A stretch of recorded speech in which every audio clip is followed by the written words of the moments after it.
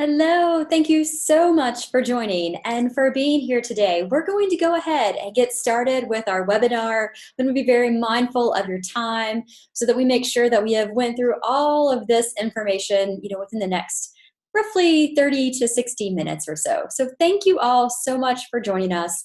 I'm Mandy Curry. I'm with Healthy Kids Inc. Some of you who are joining are also a part of our Healthy Kids Inc. community. Some might be new to us.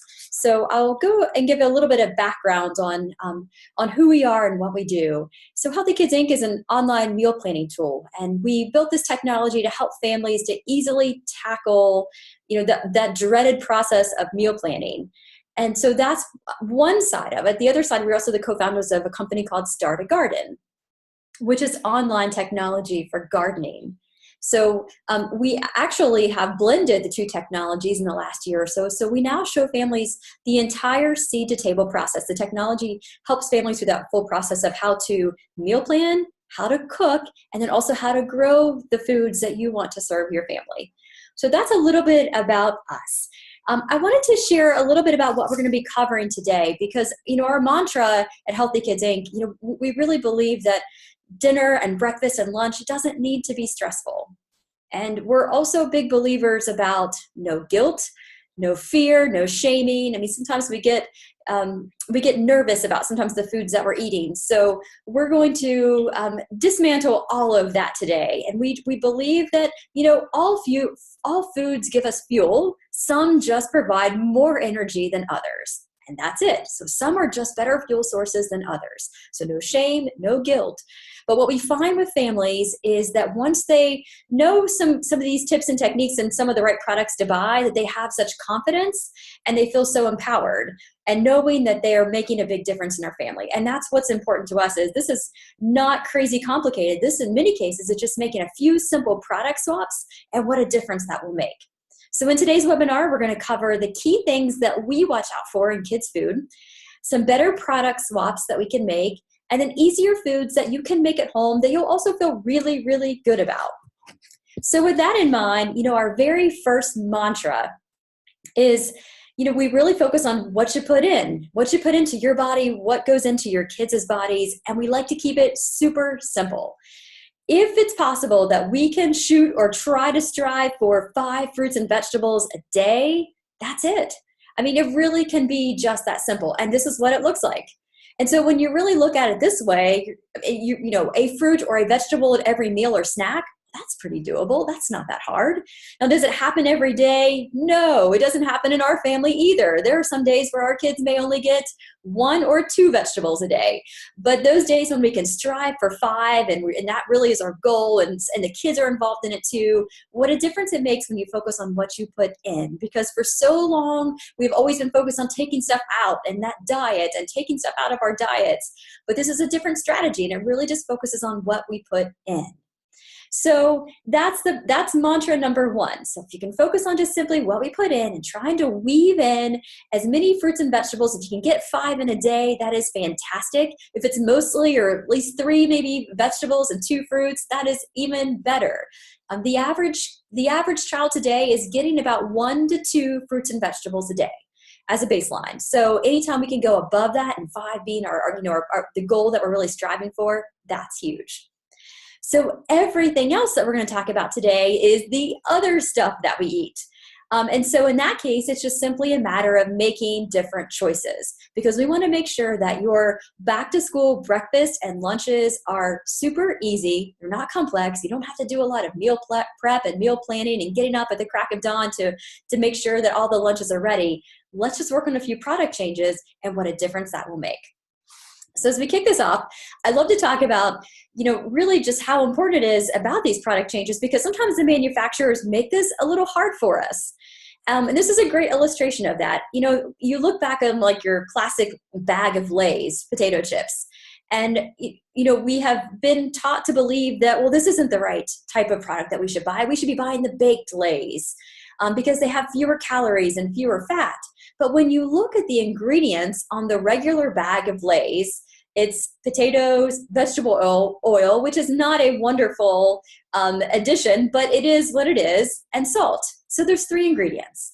But if you look at the baked Lays that are, that are promoted as being a healthier option, well, now it's dried potatoes, it's cornstarch, it's sugar, it's corn oil, soy lectin, a lot of corn products. So really, when you look at it, the baked version actually has more sugar in it, and a lot more ingredients and more unhealthy ingredients for us. So I bring that up because sometimes that's the manufacturers just make it a little bit hard for us. So we always have to kind of turn the label over and see what's on the back.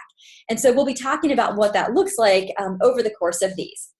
And another thing that we also have to watch out for is, some of the kid favorites, things like a Lunchable. Well, would you believe this Lunchable actually has over 60 ingredients in it? The Nutri-Grain, which we think is sometimes a great way to start the morning, actually is full of blue dyes. So things like this that we're just, once we are aware of it, then we can swap and make different choices. And that's all that this is. So it doesn't have to mean that it takes more time out of your day. It's just a few simple swaps.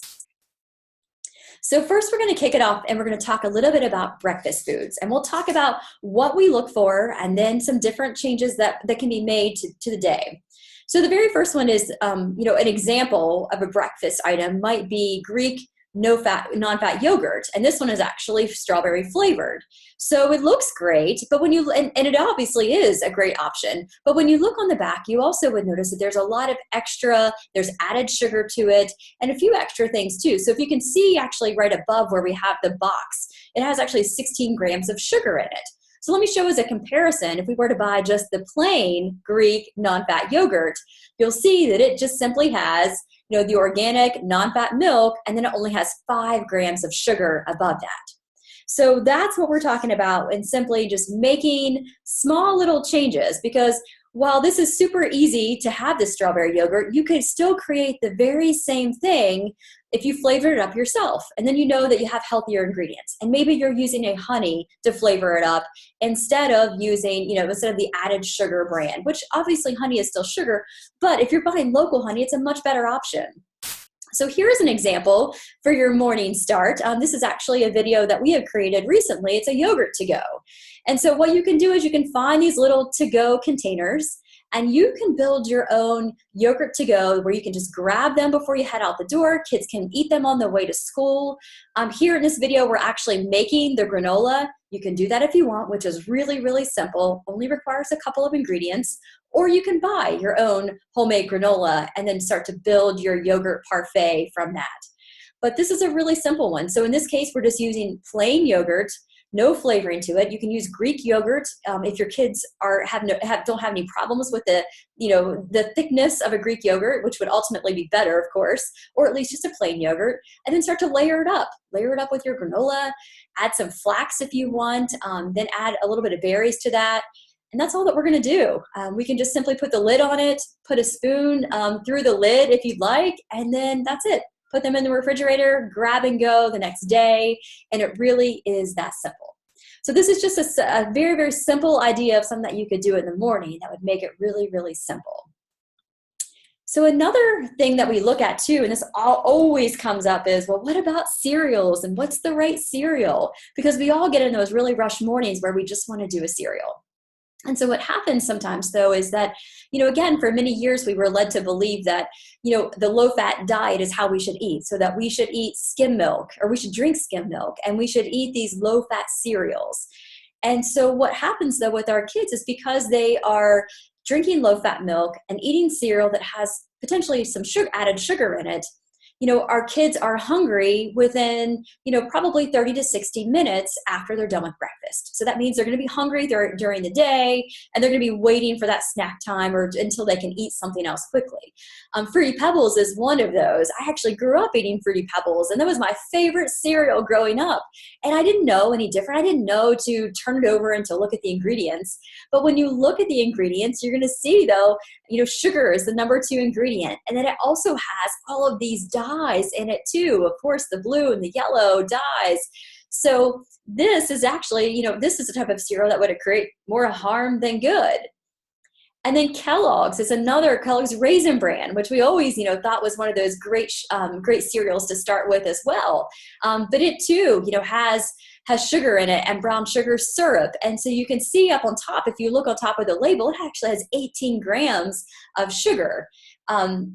So what a difference that makes, from a sugar perspective, generally for kids at least, we try to really limit added sugar to 12 grams of added sugar a day. And so in some cases that can easily be met by just simply breakfast alone. So if we can really watch for sugars that don't have, or I'm sorry, watch for cereals that don't have a lot of sugar, that's a really big deal. Here's an example of one. This is the Cascadian Farm, a Honey Nut O cereal. By no means is it perfect. It still has added sugar to it, but you can see here that 1 cup of it is 7 grams of sugar. So much lower than what you would see out of the Raisin Bran. The great thing also to couple your cereal with is a full fat milk, which is sometimes hard for us to think about because we've just, it's been ingrained in us that we needed to drink skim milk. But the full fat milk for our kids and for us is really good. Our kids need those healthy fats for their brain, and it's also going to keep them full for longer. So when you pair something up like these Honey Nut O's with a full fat milk, then that's where you're going to see that your kids are going to be satiated for a little bit longer, should carry them over until snack time, and it's not an excessive amount of sugar. I always love to talk about Pop-Tarts. This was another staple that I grew up eating a lot. And Pop-Tarts too, what I have highlighted here are all of the ingredients that are within Pop-Tarts. And there is a lot of added sugar. If you look on the back of this, in addition to all the added sugar and just all the ingredients in general, it also has all of the, the dyes as well on that. And it actually has 16 grams of sugar in just one Pop-Tart. And there's always 2 in a pack. And generally we always eat 2. So what we find is with all this added sugar, it's just going to obviously, materialize into sugar very quickly into our body, going to cause that rapid spike and sugar rush, and then we're going to have that sugar low, and then we're going to be hungry again right away, starving, kind of waiting for that next meal. So a couple more things, and I'll show you some other options that are great for the mornings. Things like pancakes, which there are certain pancakes that are wonderful and a great way to start the day. But, your pancakes and your Aunt Jemima Light, we think that it's a better option because it says it's light and that it has fewer calories. But when you turn it over, it's a little bit of a different story. So the pancakes are enriched flour, which we'll talk about in just a moment. And then your Aunt Jemima syrup starts, the number 1 ingredient is high fructose corn syrup. And then caramel coloring. So there's a lot of extra added ingredients in all of these that we really don't need. So a much better option to start off the morning might be something like buckwheat pancake. Buckwheat is a really great option. Oddly enough, buckwheat, for those who are, it is a grain. It is a whole grain, but it actually is gluten-free. It's not related to wheat. So if you have gluten issues where you really try to stay away from wheat, the buckwheat would actually be a great option for you. So full of whole grains, and then again, just a much better wheat option for you. And then you could just move to a maple syrup. It doesn't have to be organic. These were just the 2 pictures that we took. Neither of these need to necessarily be organic. They just simply were in this picture, but you can see what a difference this is though. On the maple syrup, the only ingredient is just 100% maple syrup. And you will likely find that a little goes a very long way when it comes to maple syrup. So sometimes it takes our kids a little bit of getting used to because that Aunt Jemima is always so wonderful, but this is a much better swap and a much better option. So buckwheat pancakes and then your maple syrup would be a much better option to start with in the morning. Which really takes us to the conversation of sugar. And so I'll quickly just point out, what are the best and the worst sugars, if there is a best. But obviously any type of brown sugar, or we heard for many years that agave nectar was a better option, but we've really found out that it's not. Alternative sugars like Splenda and Equal, even stevia in the raw, which is actually 95% sugar, those are not good options for us. And sugar is just about in everything right now. And so as I mentioned, with children, the daily limit, the suggestion is 12 grams of added sugar a day. That's how much their bodies and all of our bodies for that matter can safely process. Anything beyond that, could be then processed and turned into fat within the body. So that's why we really watch for sugar and really make sure that we're trying to avoid as much sugar as possible. But when we do it, there are some other options like the pure maple syrup that we talked about, coconut palm sugar, local honey that is raw local honey, coconut sugar, a raw organic cane sugar, whole leaf stevia. There are some sugar alcohols.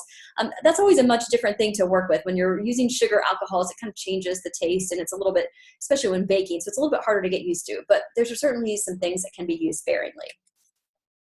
Some other options for breakfast, anytime that we can do oatmeal is a really great option. And so this is a variety that you could find at the grocery store. Again, does not have to be organic in this case. This brand just happened to be that way. But this one is good. I mean, there's no, I don't see any actual added sugar to this. So this is a good option. But an even better option, you could just get, just plain oatmeal that you could flavor yourself. Which brings us to the question of, well, what's the difference between all of these oats? Because you have your steel cut oats, you have rolled oats, and then you have instant oats. So instant oats are what we saw right here. So the difference is just simply how it's processed. So your steel cut oats are in this image on the right. And so it's a much thicker, coarser, and it has been less processed. So ideally, that's the ultimate choice that we would want for oatmeal in the morning. It's going to be a great thing. The next best would be rolled oats. So if you remember the old-fashioned Quaker oats that are in that circular container, I mean, those are great. Those are rolled oats, a little less processed. I mean, obviously, so that'd be your middle option. And then, of course, the most highly processed would be the instant oats. And many times the instant oats that we find at the grocery store also come with a flavoring packet, and that too is what we're trying to kind of avoid. So, our top two choices for oats would then be steel-cut oats and rolled oats. And so a great thing that you can do with oats in the morning is you can do overnight oats. And we have a couple of videos on YouTube that you can use if you want to give this a try, but it actually is really, really simple. You're just going to be using your oats and a little bit of liquid. You're going to put that into the refrigerator. Possibly you can add some other additional flavors or berries or anything else that you might want, maybe some honey along with that. You're going to put it into the refrigerator. It's going to soak up overnight, and then you just pull it out the next morning and you enjoy it. Ours, you can see right here, is a different texture and consistency because we found that our kids kind of struggled with that texture. So what I would actually do is I would kind of put it in a blender the night before and change that consistency a little bit, and that would help them, for the next morning, be able to eat that a little bit better. But that overnight oats are a really great option. And so as we continue to talk a little bit about breakfast, one of the biggest questions that comes up often is, well, what about butter? What's the best butter choice? And butter is a hot topic right now because I'm sure you've probably seen the headlines that butter is back. And for many years, we were told, and especially growing up, we were told that, well, butter was bad. And so everyone switched to margarine, and all of these different types of margarine and other options hit the shelves. And so here's an example of one that is not a healthy option, but it looks like it is. You can see the front of it says, well, it's made with real yogurt. It looks like it would be a better option. But actually, when you look at the ingredients, you're going to see that it has a lot of soybean oil and other types of oil and just, soy lectin and just different things like that. That's just really unnecessary. So this would not be a great option to start off with. But one thing that we are a big fan of is Kerrygold butter. And Kerrygold, this is a staple. In our home, we use it for everything. We even use it in our coffee as well. But anything where it's just simply, the cream and salt, that's it. I mean, that's wonderful. Or maybe an organic butter would be a good option too. But the fewer ingredients, getting away from the margarines is really ideal. So this is a really great step in your family's health. And by just simply making one switch away from, the old margarine and going to butter is really one of the greatest things that you can do.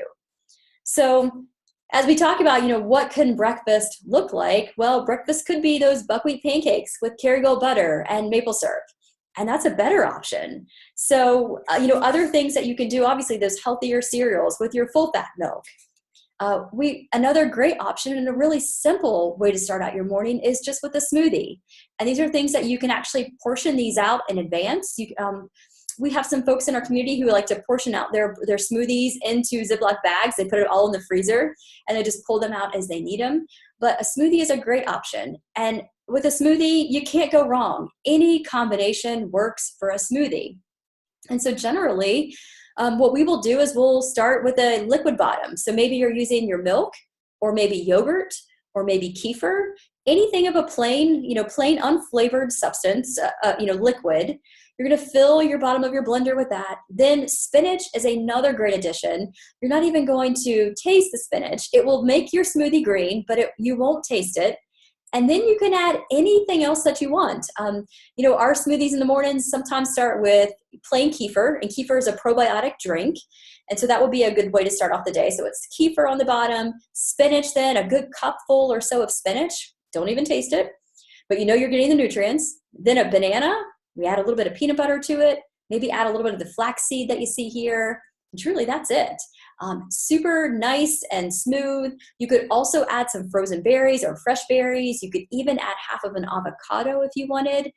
In the back, in this picture, you see we also have some rolled oats. You can even add rolled oats to your blender and put that into your smoothie, and it tastes wonderful. Or you could even add, you could add carrots to that. And carrots is another one, depending on the strength of your blender, you can absolutely add carrots and make a great, fruit and veggie smoothie, and it's a perfect way to start the day. So smoothies are a great option. This morning, you could do smoothie and then maybe half of a bagel. We'll talk a little bit about breads in just another moment, but that's a great way, to start off the day, and that will keep our kids full and satiated for a little bit of time. Another option are these ham and egg cheese cups. It just depends on how much time that you have in the morning. But these are just simply lining a little piece of ham, a little bit of a scrambled egg in there, adding some veggies if you want, and then popping those into the oven. Yeah, they take a little bit longer. That's a little bit of a process in the morning, but this is another way that you could sneak a few veggies into their morning routine. And once these are baked, these are great for just grab and go, and the kids can actually eat them out the door as they're on their way to school. So those are just a couple of options when it comes to breakfast. All right, now we are going to move on to lunch. And with lunch, one of the biggest questions for kids and for kids' lunchbox, and it also even applies to breakfast, is what to do about breads. And there are so many different schools of thought on bread and which one is the right one, which one should we be consuming. And so, we'll kind of give our thoughts on bread. And so one of the greatest exercises that I love to do with students, I love to do it with classrooms and teachers, is this simple experiment. And this experiment is where you take your typical white bread. So maybe it's your Sunbeam white bread or whatever, that nice, amazing white bread that just melts in your mouth. Then you have a 100% whole grain bread. And then the third option could be that you have a sprouted grain bread. And I'll show you versions and samples of what each of these look like. But these are 3 different variations that you have. And so for this experiment, we have, we have a mason jar. We have water and a little bit of apple cider vinegar. And the apple cider vinegar represents the acid in your stomach. So this is what the bread is going to do inside of your stomach.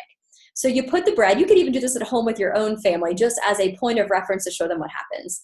But you put a slice of bread into each of these waters, put the lid on, and you shake it vigorously for about 30 to 60 seconds. And when you're done, you're going to see exactly what this bread is doing inside of your body. And this is it. So on the left, the white bread has completely disintegrated, which is what this means is it's getting processed and it's turning into sugar in your body. The whole grain, the 100% whole grain, is intact a little bit more. So you can see it's surviving a little bit, and the sprouted grain is really doing well. So what that represents is, how fast is that turning to sugar in your body? I remember talking with a mom a couple of, it was a year or so ago, and she said, my son can eat 4 pieces of toast and still be hungry in like 30 minutes. Well, this is exactly why, because that's what the white bread does. So the white bread is turning into sugar in our body, and as a result of it, we have the sugar high, we have the sugar low, but then we're hungry again. So it's not keeping our kids full. On top of that, there's really no nutrients in the white bread itself. So, what we're looking for when we're buying breads is, what the better option is a 100% whole grain option. So your whole grain means that all parts of that grain are going to be there. All 3 parts of it are going to be there. It's less processed, obviously. It has more fiber, and it's going to keep us full a little bit longer. It's not going to turn to sugar as fast. So that would be a better option. So let me show you a couple of versions and what this looks like. Because I find that I can sometimes spend, 15 minutes sometimes just looking at breads in the bread aisle, trying to figure out which one might be the better option. So if you see then typical white breads, so white breads, you're going to generally see that the ingredients are enriched and or refined flours or bleached flours. Many times, so this is where they have highly processed then the wheat to where there's no nutrients. In fact, they're having to enrich it with nutrients because it has been so processed. In addition, it also has added sugar and then all the other ingredients that we really don't want. Your breads, if you look back to when to the original way of making bread, it's really just flour, yeast, and water. And that generally is what it takes. And that's it. So white bread is really one of the worst things that we can give to our family in general. So if you were to look at, okay, what are the few areas I can make a really great improvements in, breads is one of those. So a better option would be a 100% whole grain. This Nature's Own is an option, and you'll look at the ingredients, and there's still a lot of ingredients. It's not a perfect solution, but it is an option, though, and it's an option absolutely. So here you're going to see, it's still, here you're going to see your stone ground whole wheat flour, so it's going to be a better wheat that it's starting out with. And then you can see some of the other ingredients there. We're always looking also for those breads without high fructose corn syrup, without the added sugar. So if you can find that in a bread, that's a really great start. Our favorite bread is really the Ezekiel sprouted grain breads. And I'm going to go to the next slide because so you can have a chance to really see what the ingredients are in this. But this is organic sprouted wheat. And then some other different grains that are tied to that. There's no added sugar in this bread. Now, you would find your Ezekiel sprouted grain if you likely maybe in the natural food section in the freezer section. So it's not going to be in the same section as you would find white bread or even the Nature's Own bread. And might not even be able to find it at all stores, but definitely becoming a lot more readily available. But this is an option of a much better bread. And there's breads, there's muffins, which you can see here. So you look at maybe doing a half of one of these Ezekiel English muffins with some of that Kerrygold butter on it, and then a smoothie for breakfast. And what a great dose of nutrients that gives our kids to start out the day with. So that would be a great breakfast. And as we talk about the sprouted grain, so I thought I would just kind of share, well, what does that even mean and why sprouted? So sprouted grains are actually wonderful for our body. So here's an example of what the sprouting process looks like. So if you have things like, obviously, grains, seeds, chickpeas, broccoli seeds, for example, those are things that there's a seed to them. And as they are exposed to water and to light, they start to sprout a little bit. And this is an example of the sprouting process. So as it begins to sprout, it releases these enzymes, which are really good for our stomach, and it makes it easier for our stomach to process that grain. So they are wonderful. So that's why Ezekiel sprouted grain, or any type of a sprouted, grain that you're able to find, or a flour, is going to be definitely a better option for our body because it includes those enzymes. If you have seen, sometimes people have to buy enzymes and take an enzyme supplement to help their body process to help their body process the foods they're eating. So in this case, because it has sprouted, it's releasing those natural enzymes, and it's making it easier for the body to be able to digest the food. So it's a really, really great option. Now, the Ezekiel bread, though, it's not a gluten-free bread. So it does still have wheat in it. So if by some chance you are really trying to avoid wheat, then obviously looking at a gluten-free bread would be a better option. But if you can safely tolerate wheat, and then obviously the Ezekiel would be a better option. And that actually brings us to that question of, do I need to have an organic bread, organic flour, organic bread, or not? And so what we are finding, it's actually very interesting. There is a lot of emerging research around the way that wheat is processed today. And wheat today in the fields is processed very differently than it was many, many years ago. And what we're seeing is that it's oftentimes there are chemicals. There's a chemical called Roundup, and there's a chemical within that called glyphosate, which is often sprayed on the wheat crops. And so as a result of it, we are, in many cases, the wheat that we are eating today, has these harmful chemicals, and glyphosate is still very, very debatable. A lot of talk about, glyphosate, should it be banned, should it not? Still, it's a very, very hot topic right now. But what some of the emerging research is showing is that there is a direct correlation with the increase in glyphosate use and the increase in celiac disease. So the question is, could it be that, and what they're saying is that there is actually, when the glyphosate comes into contact then with that gluten, it's causing a reaction, it's causing an allergy inside of our bodies. So that's what's happening. And I can speak to this a little bit personally because I don't personally test positive for celiac. I don't test positive for a gluten allergy, but I have a real sensitivity to it. So if I eat gluten, I will have to take a nap for a couple of hours. It hits me really, really hard. But I'm personally finding that if I'm eating an organic wheat, or making our own like sourdough bread, for example, using an organic flour, I'm personally not having that same reaction. Now that's my own personal experiment, so I don't know. I mean, it's certainly worth an experiment in your own household to see if that works. That is still, we're still kind of going through that process ourselves. And truly, your bodies are your best. I mean, you're your best doctor, so you're going to know how you feel after eating this. And it might be hard for your kids to kind of get that feel yet. At this point, if they're younger, but you will know how you feel after you eat some of these certain breads. So, that said, there are also options of organic breads that you can buy, and you can find those just on the shelf, by that Nature Zone and by the white breads. There's organic varieties where it's used with organic wheat. That would be another option too. Assuming that you can safely process wheat. So the more that we kind of look at it and start to study the wheat, we're definitely starting to kind of steer away a little bit from, from non-organic flours. But the great thing about the Ezekiel is it does, in some cases, include, the organic sprouted wheat. So you are getting that organic variety with the Ezekiel. So I hope that helps a little bit. It is always a tough topic, talking about breads and finding that right one and going to the grocery store and just trying to find that right bread. So hopefully that helps a little bit to ease any confusion. I will say though, especially in using these breads, it changes the kids' lunchbox, because sometimes, especially with the Ezekiel bread, it's obviously coming from the freezer. It generally stays in the refrigerator. So if the kids are taking that in their lunchbox, it generally requires that it's maybe a grilled cheese that we make. I mean, something where we have to grill the bread, not something that we could just, generally make as like a ham and cheese sandwich, because again, the bread is just coarser.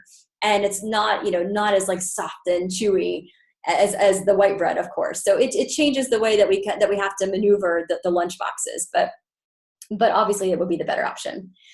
Other things too, as we were talking about other types of, grains and wheats, einkorn is a really great option. So if you have a chance to see, if you're want to make your kids a pasta salad for school, then einkorn would be a really great option that you could do for a type of noodle. One of our other favorites is the shirataki noodle. These are super fun. They are different, oddly enough. So this is not this is technically deemed a plant-based food. And it's a tuber, excuse me. And so it's going to have the same kind of feel as if you were eating a regular noodle, but there's no gluten. There is a noodle. It's a great, what we kind of call like a guilt-free option. They have to be kind of rinsed, and they're very long, so that you have to maneuver around a little bit with them. But these are a really great option that you can do in place of other noodles, a much healthier option. All right. So now I want to talk a little bit about what other options to have for lunch. So when it comes to lunch, a big topic of conversation too is always, well, what type of lunch meats and things like that. So I'll show a couple of just thoughts on lunch meats. This is an example of a lunch meat too that's, obviously common and readily available. And you can see on the back that it's got, it has a number of ingredients. One of the ingredients is carrageenan on the bottom. And, I like to kind of steer away from that ingredient as much as possible. I think the jury is still out on whether that's a harmful ingredient or not. But if I can steer away from carrageenan, I try to do that. Unfortunately, carrageenan is found in many products, including like toothpaste sometimes. So have to really keep a close eye on that. Another option might just be, another ham. And you can see in this ham, it does have a little bit of added sugar, but the ingredients look a little bit better. I mean, generally, if it's things that you recognize, and that's a much better start. And so this will be a better option. And then Applegate ham would be the ultimate option. In this case, the ingredients are much, much better. The added ingredients would be a little bit of sea salt, a little bit of cane sugar, celery powder, and some spice extract. So it's a much better option. It would be a more expensive option, but this would be an option that could certainly be used. That would be the better of the ham choices to use. I will throw this video on too, because here are just some ideas for what the lunches could look like. And so here on the bottom right of the screen is just a ham roll up, and we'll show what that looks like in just a sec, but that grilled cheese on that Ezekiel bread that I mentioned is just right here. And then on the top left is a chicken salad option, and then on the right is a veggie wrap. So these are just a couple of ideas that you could do for your lunchbox for kids too. And I love these containers too, and I'll talk about them in just a moment. But very briefly, I'll show you quickly how we kind of pull this, this ham wrap together. It's really pretty simple. So you're just going to go ahead and just make some matchsticks of carrots and cucumber and maybe a little bit of cheese. You're going to wrap it up in the ham. In this case, we used a little bit of one of the carrot slices just to hold it all together, and that's it. These are super simple. They fit very nicely into the lunchbox. They're also great for adult lunches too. So you could pack 1 or 2 of those. If you want to spread a little bit of hummus onto the ham, that would be another great option.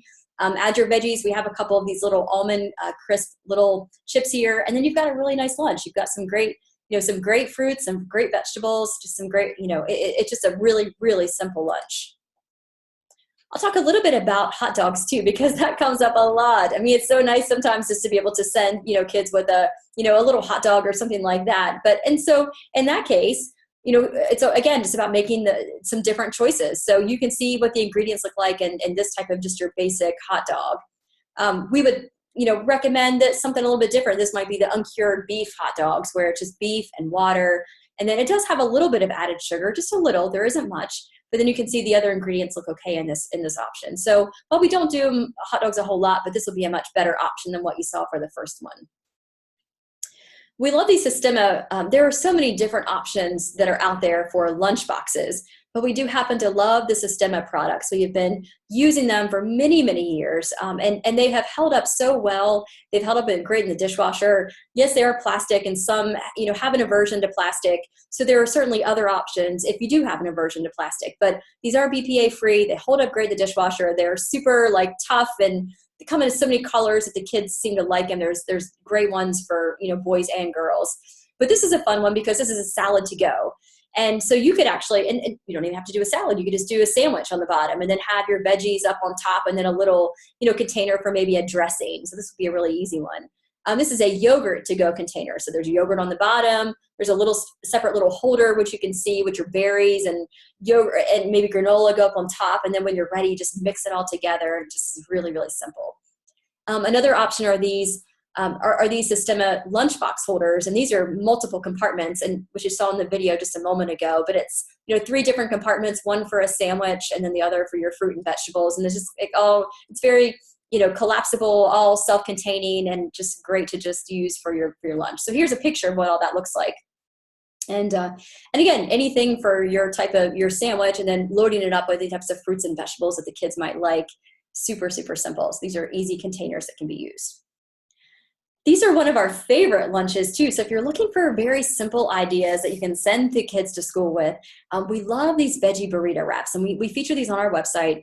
And we have served these to, I would say, a couple thousand people over the years, and they never disappoint. I mean, kids always love them. Parents love them. It kind of almost tastes a bit like the veggie pizza, if you remember that from years ago when veggie pizzas were kind of a big deal. But it's using, the inside is just simply cauliflower, broccoli, carrot, a little bit of shredded cheese. You can mix that up with a little bit of ranch. I usually pulse all of that or chop it finely. So pulse it in a food processor or chop it finely. And then you're going to mix that up into a tortilla shell. Super simple. You're getting lots of veggies in that, and kids seem to love it. When it comes to those tortilla shells, the Ezekiel that we were talking about earlier also has the sprouted grain tortilla shells. So that would be a great option to use whenever you're making the veggie wraps. So very, very simple again. Here's another option that you can use those Ezekiel wraps for, and this is just simply a pepperoni roll-up. And pepperoni, while not the best meat choice, of course, but it is an option. And you could just do pepperoni with some cheese. You're just going to slice this a little bit, and then you're going to bake it. So very simple. If you had a little extra time in the morning, maybe 10, 15 minutes or so, that you wanted to make this pepperoni roll style, lunch option, this will be a great one to use. And adults and kids both love it. Obviously super cheesy, holds up really nice in the lunchbox. So this too would be a really great option.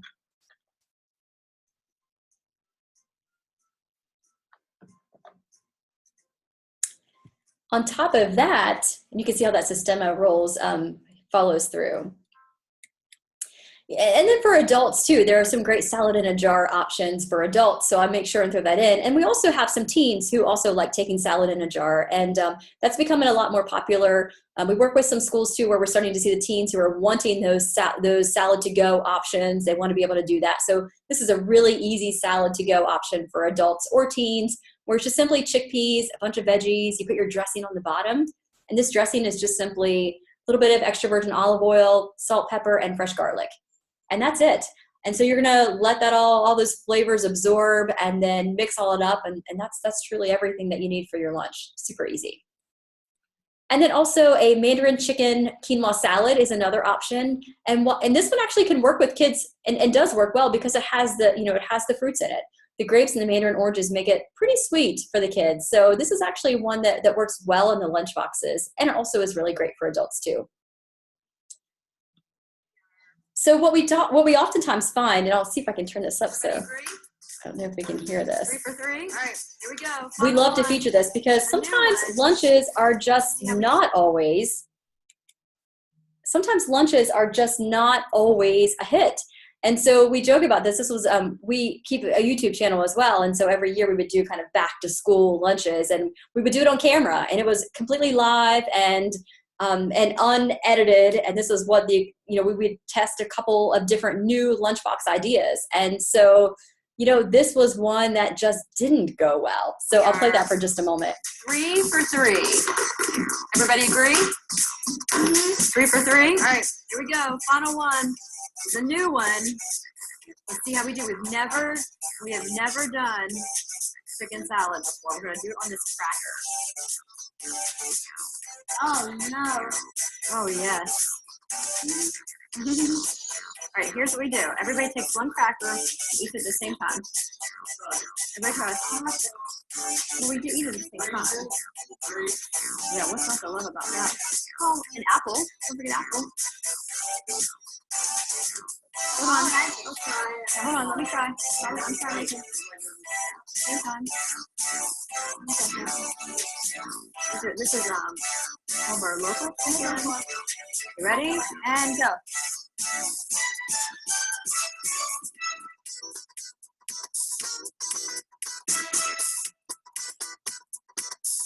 I like it.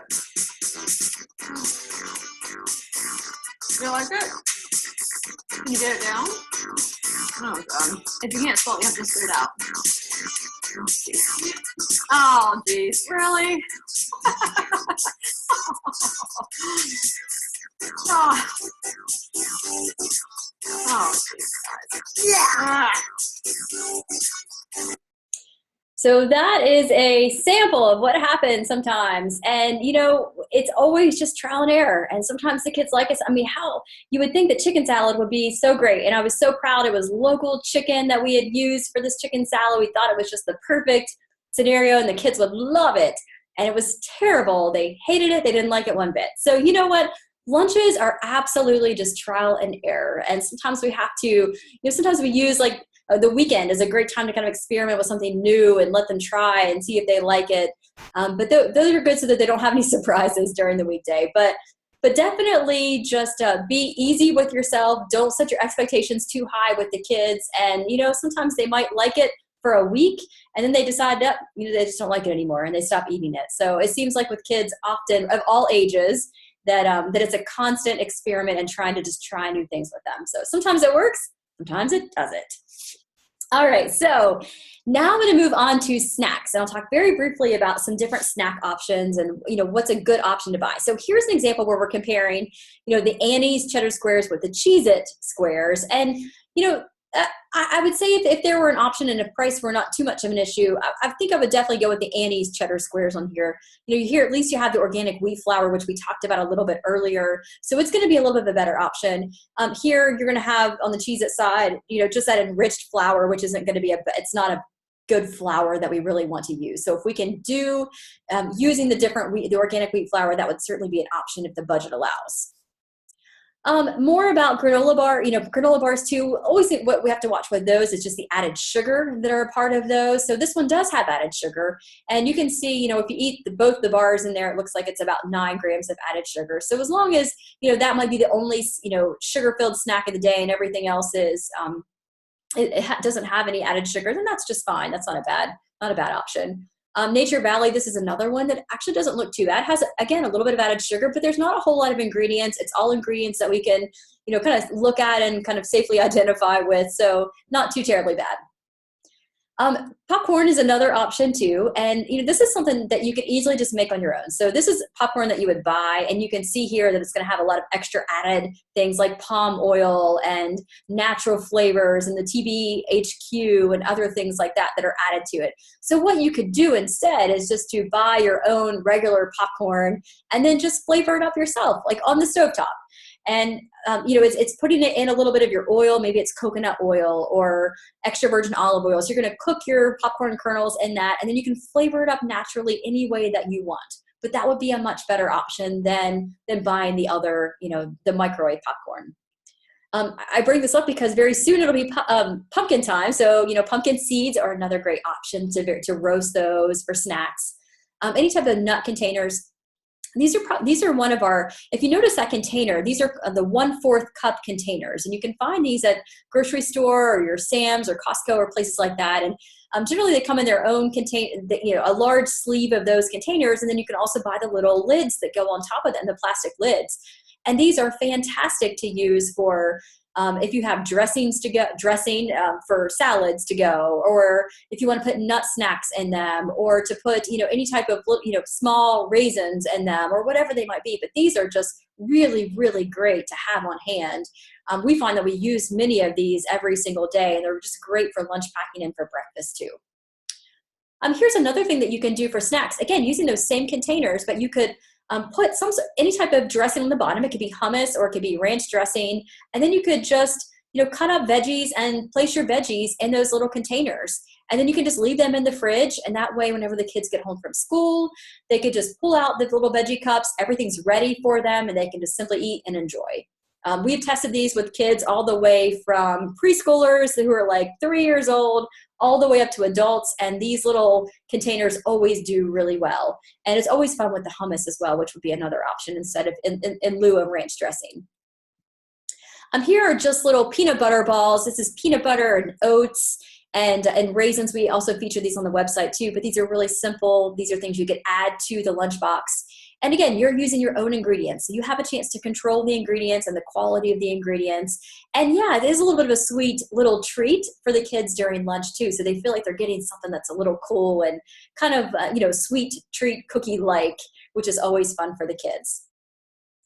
These are quinoa bars, which are really cool too. I'll show you the video on the quinoa bars, but these are things that you can make too. So if you like quinoa or have some leftover quinoa, this is something that you could easily do to make up. This is quinoa, some dates.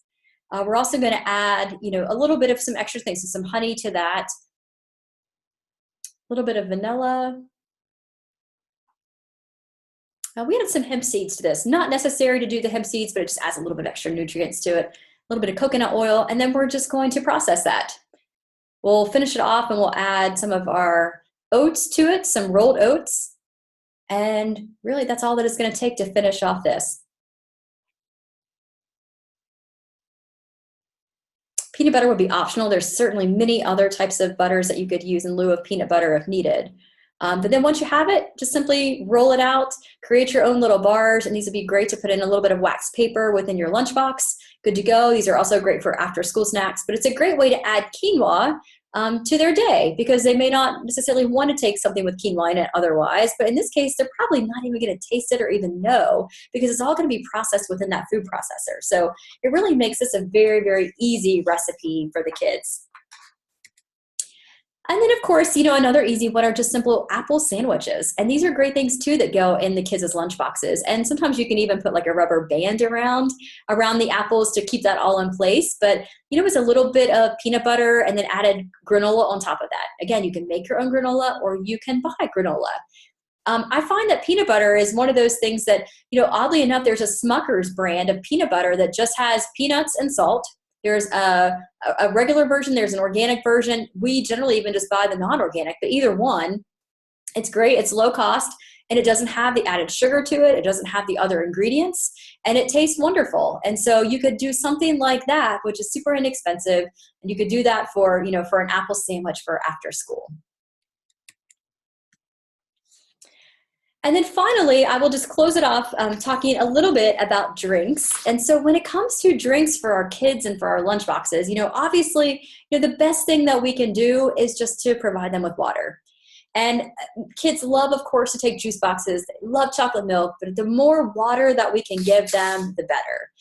There was a recent study that came out that said that more than half of school children tested in the study were found to be in a state of mild dehydration at the beginning of the school day.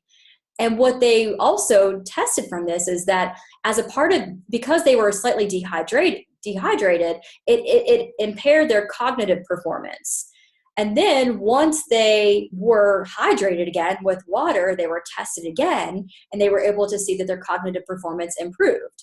So it's really important. So we sometimes overlook the fact of how important water is during our day. And so anything that we can do to keep our kids drinking more and more water, the better. And for sometimes the question always comes up about, well, how to flavor water and what should we do for that? And truly certainly you could flavor that with berries. You could flavor it with fresh mint, other types of herbs if wanted. We try to kind of steer away from those drops just because I don't know. I'm a little uncertain about the drops, but because I like to just flavor it naturally if we can. But, if we can get the kids just drinking regular water, that's the ultimate. So that's generally what we strive for. So if your kids are drinking water, and then just your plain, full fat vitamin D milk. And then if you have a little juice every now and then of course, if that, a small little 8-ounce juice, perhaps once a day, then perhaps that's okay. But that would be about the extent of it. As the kids get older, the challenge we see a lot with the teens that we work with is the Gatorade. There is such an obsession and desire for Gatorade, and the kids, feel like they need it, that they are an athlete and that they need the Gatorade. But the truth is, most of the kids don't need. They can be hydrated fully with water, and water is really what their body needs and what they should be drinking. The Gatorade is still full of added sugar, and some of the Gatorade also has different dyes in it, so food dyes in it as well. So there is, I believe, an organic version of Gatorade that's out now that has slightly better. The ingredients are a little bit better, obviously, on that, so that might be an option. But if drinking Gatorade, I would limit it to perhaps one at best a day, and a small one at that, if at all possible. So the more that they can steer away from those sugary drinks, the better it's going to be for their body. So I'll show you very quickly as we start to, I'm going to share my desktop. So bear with me for just a moment.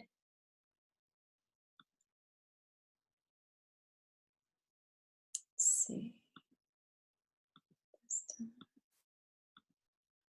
All right, so as far as the Healthy Kids Inc. Meal Planner is actually a great tool that you can use. So if you're finding that it's okay, you've got all this information, how do we start to pull all of this together, and how do we start to organize our week?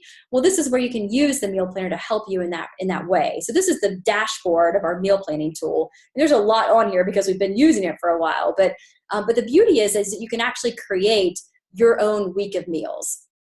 And so when it comes to breakfast, and we encourage families who are meal planning to just take it very, very slow and don't over meal plan. Really just going very, very slow with what all you add to your weekly meal plan.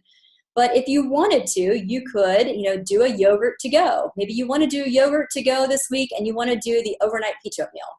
And just add those to your meal plan. And then maybe Tuesday might just be cereal, which, we talked about what that looks like. And then maybe on this day, it's going to be your perfect smoothie. So some of these you might be taking from the meal planner. Some of these you might just be adding yourself. But as you take our recipes from the meal planner, your shopping list is going to populate automatically. So it's going to tell you exactly what ingredients that you need to pull that off for the week. We also have a little O symbol there. So if it's a produce item that's on the Dirty Dozen list, then we remind you, just a little reminder that says, this is on the Dirty Dozen. It's your choice if you want to buy organic. This is just a reminder that this will be something that you might want to purchase organic if you can. So it's really, really simple. And this is one of the tools that you can use to help to really keep track of what's on your meal plan this week and what you're doing for your breakfast and your lunch. And while we are primarily a dinner meal planner, we certainly do have some breakfast and some lunch, but you can also just use this template then just to keep track of what you're going to be eating for the week. You can save this. You can call it whatever that you want to. Maybe this is your first week of school, and you're going to save it so that you always have it, and then you know exactly what you're going to be eating for the week. Your shopping list is right there, and then whenever you need to pull it back up, you're going to be able to go back to your back to school week and see what's going on. So it's really, really simple to be able to pull that and to have that up. So that's just some very, very simple information about the meal planning tool. All right, I'm going to go back to presentation. Wonderful. So that concludes everything that we have for today's presentation. I hope that you have enjoyed this. I mean, this is again, a lot of information, but hopefully through this process that you feel empowered, full of knowledge, and really, no stress. I mean, no stress of really of worrying about, are my kids getting enough nutrients or not? I mean, really, it's not that. This is very, very simple. So trying to get as many fruits and vegetables as we can a day. If we can shoot for a goal of 5, that's wonderful. And then with everything else, if we can just look at those few little product swaps, a few little product swaps make a huge difference. And if you can do those, then everything else seems to work itself out. So again, we hope that this helps and inspires you as you get your kiddos off to school and start this whole back to school process. The great thing about back to school is that it really gets us back in the routine again, which is really, really fun. We get to be organized and really just get back into the groove again. If you have liked what you've heard and you wanted to hear more about meal planning, join us next week. Next week, we are doing a 4-part webinar series. This is week number 2. Week 1, we talked all about how to grow your own food and gardening. Today, obviously talking about back to school lunches. Next week, we are talking about meal planning and how to make meal planning really quick and effortless and easy for you. We'll be talking about, those easy meals you can do, how to really help from a cost perspective, keep your grocery bill down, and also just make it super easy for you, on the weekends and evenings to really pull these meals together. So we'll be talking all about our top tricks and strategies for doing that. So if you have an interest in signing up for that, please feel free to go ahead over in the chat function within Zoom right now. We have that link where you can go ahead and sign up for that.